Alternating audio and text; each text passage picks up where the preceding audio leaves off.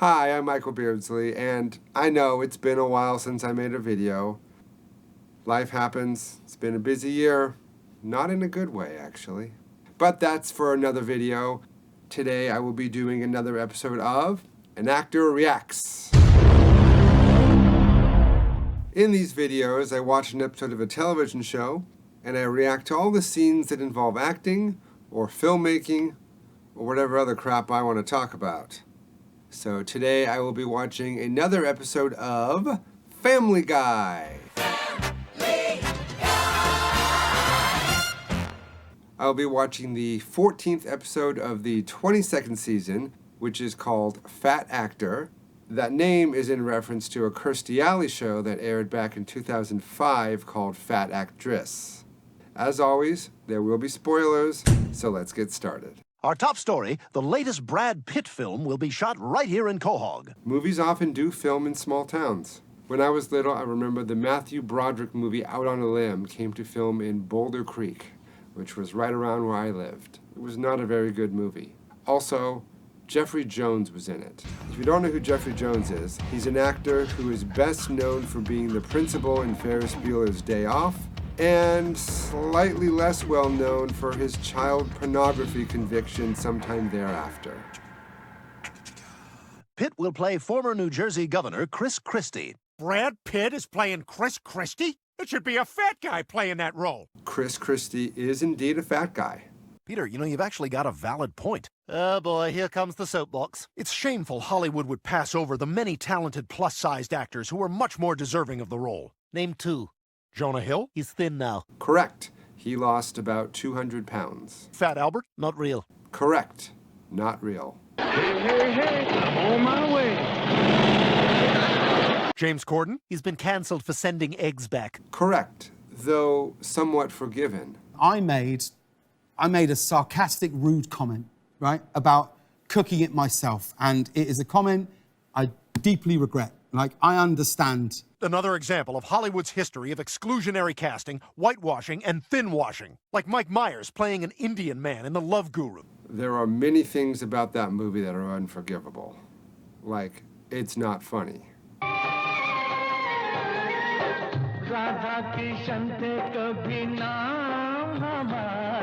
Or Marlon and Shawn Wayans playing white chicks. They're not actually playing white women in the movie. Or Mickey Rooney playing an offensive stereotype of an Asian man in Breakfast at Tiffany's. Mr. Golightly, once again, I must protest. Yeah, that one was bad. On a side note about actors losing weight, I worked with an actor named Ron Lester, and he lost a staggering 348 pounds.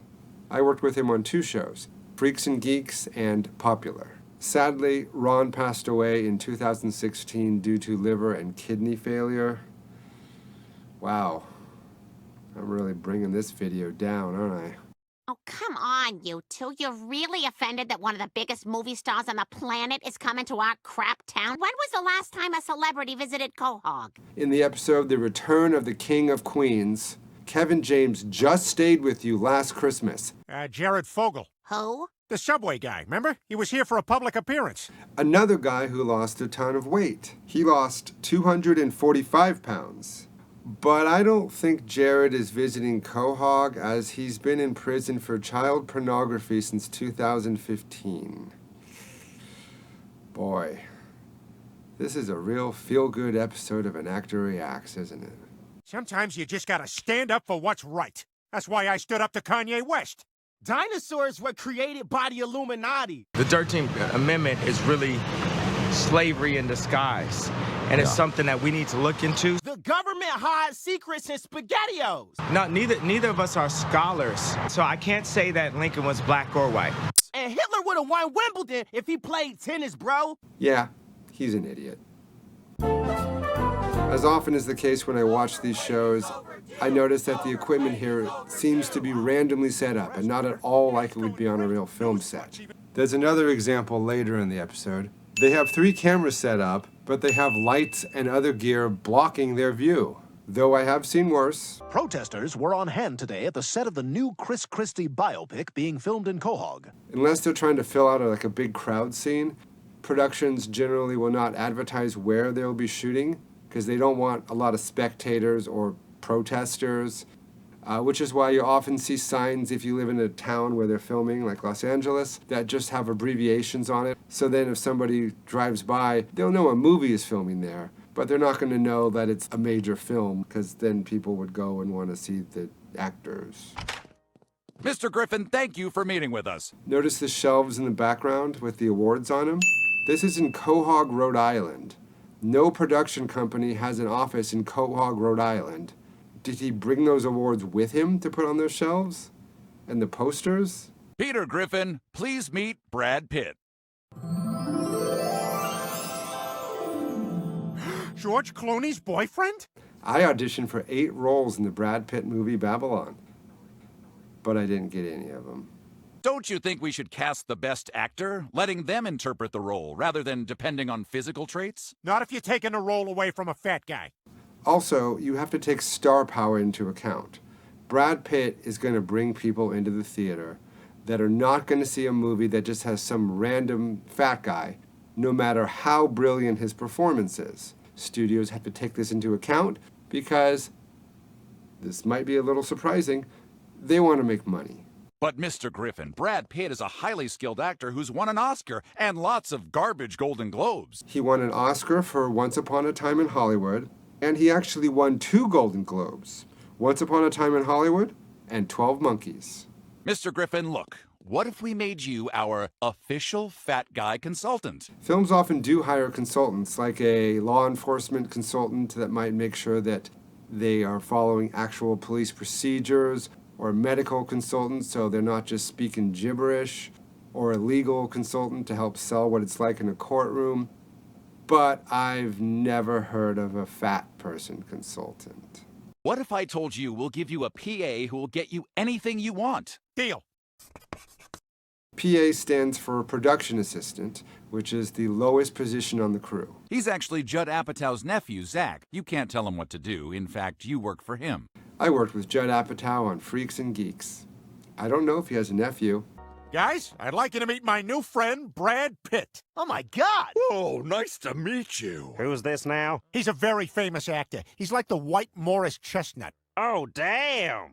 I actually had to look this one up. I've seen Morris Chestnut in Under Siege 2, Dark Territory. You know about that, right? You know about that, right? I've got so many questions, like what are the other rules of Fight Club? All the rules are clearly spelled out in the movie, Joe. I'm clear on the first rule, and I know the second rule is just repeating the first. Third rule of Fight Club. Someone yells stop, goes limp, taps out. The fight is over. Fourth rule, only 2 guys to a fight. Fifth rule, 1 fight at a time, fellas. Not sure why he thought these were a secret. Sixth rule, no shirts, no shoes. Seventh rule, fights will go on as long as they have to. Joe is voiced by Patrick Warburton, who I just met a couple months ago when he came up and did a couple songs with a band I work with at the Whiskey A Go-Go. And the 8th and final rule, if this is your first night at Fight Club, you have to fight. Kevin Spacey?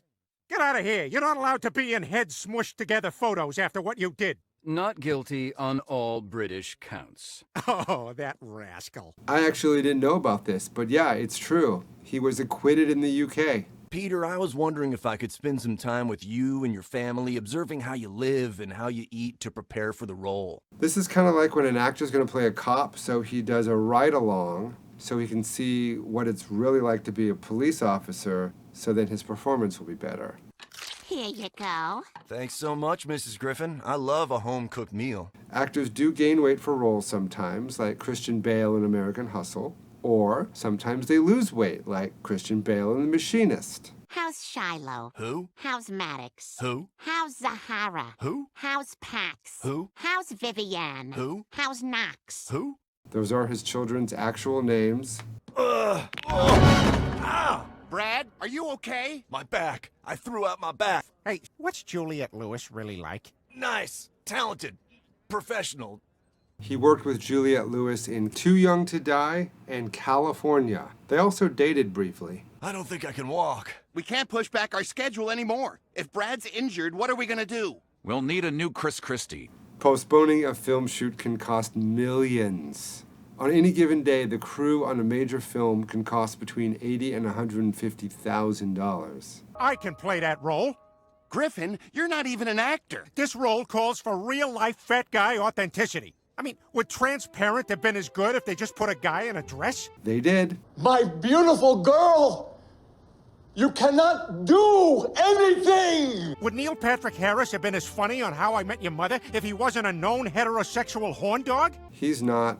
This explains why I was always so awesome at basketball. Guys, I'm black! Would Tropic Thunder have been as authentic if Robert Downey Jr. wasn't a dignified black man? He's not, obviously, nor is his character. I'm a dude playing a dude disguised as another dude. I don't think we have any other choice. Could they recast? Yes. A non-actor on the spot? No. One of the most famous examples is Back to the Future. Eric Stoltz was replaced by Michael J. Fox because it just wasn't working with Eric Stoltz. I was playing a hitman in a film once, and they recast my partner halfway through the film. And the ridiculous part is they didn't reshoot the scene they'd shot, so you see the other guy in an earlier scene.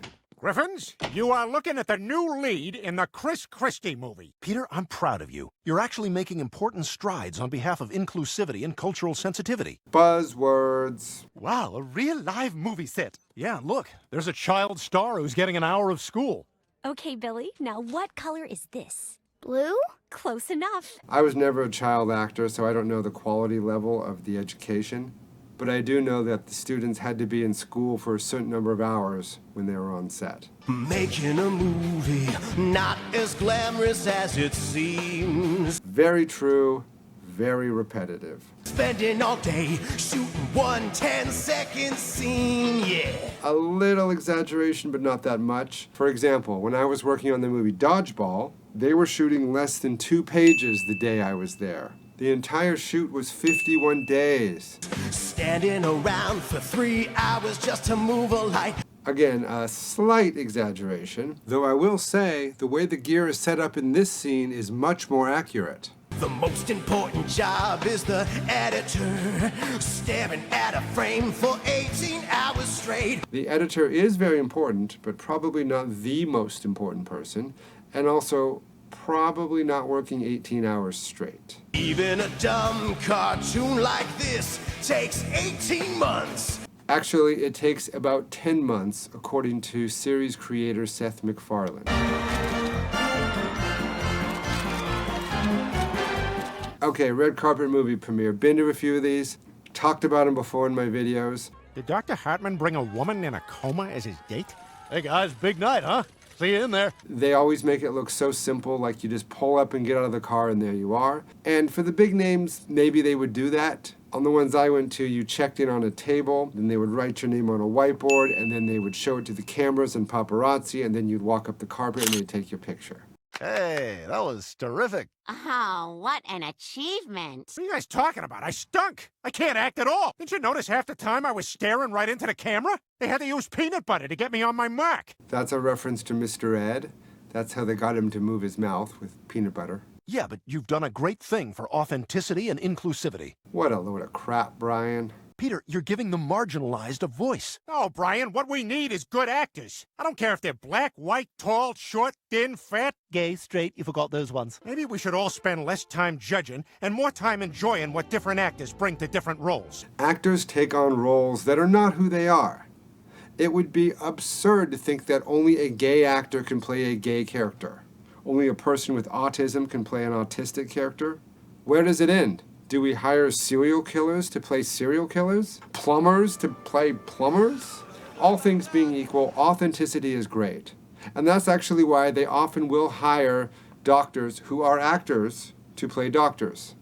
Kim Jong's first major role was as a doctor in Knocked Up, and he's also a doctor in real life. A friend of mine actually played a doctor in the show Mayans MC, and guess what? He experienced a hemorrhagic event, and that made the pregnancy no longer viable. In real life, she's a doctor. That being said, all things are never equal. That's why they hired George Clooney to be a doctor in ER, or Hugh Laurie to be a doctor in House, because those are the actors they want. And the fact that they're not doctors, that's okay. You want to be an actor? Oh, yeah, I'd be great in Streetcar. Stella! Stella! Hey, Stella! And then that is the end of the episode. Also take a minute to mention the recent trend of recasting roles in animated shows to make the cartoon race match the voice actor's race. But if the character's already established, you really need to get someone who can do the job. Now, Cleveland Brown in this show, fantastic. The guy they got, perfect. The Simpsons, on the other hand, they recast Dr. Hibbert, and it does not sound anything like Dr. Hibbert. And Carl, that doesn't sound anything like Carl. Reminds me a bit of when Jim Henson died and Kermit the Frog was never the same again. I have mixed feelings about this. Whenever somebody is fired because of their race, not a great thing, but yeah, I get it. Oh, I like that. That's nice. That's a warm family moment. I agree. We can all learn something from that. Waka waka. Who wants to hear a funny-ass joke? Let's do a little recap. On the good side, movies do film in small towns. People do get really caught up in identity politics, and I can't stand it. Okay, look, I understand not everyone will agree on this issue. But let's discuss it in a civilized manner by making death threats from our individual homes to one another on the internet. Filmmaking is not as glamorous as it seems. Actors do gain weight for movie roles. On the bad side, they would never cast a non-actor in the lead of a major movie. There was some exaggeration about how long it takes to make a movie. Most of Peter's examples are incorrect. There was no way Jared was the last one to visit Quahog. And for the ugly, Jeffrey Jones. You filthy scumbucket!